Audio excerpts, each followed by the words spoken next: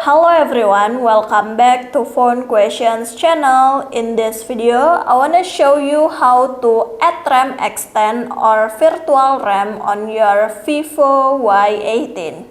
Okay, let's get right into the tutorial. Don't forget to click like in this video and click subscribe in this channel. Thank you.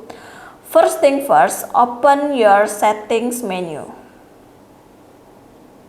And then you scroll down and go to RAM and storage space. Click it. Next, you open RAM. After that, enable extended RAM. The RAM can be dynamically extended by up to 4 GB. Some storage space will be taken up. You enable, click it. You can see when enable, system operations will be smoother. This requires restarting the phone.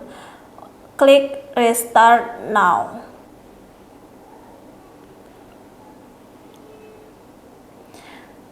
Okay, wait a minute, your phone will be turned on.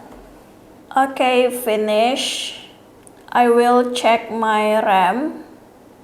Open settings menu and scroll down and then open about phone.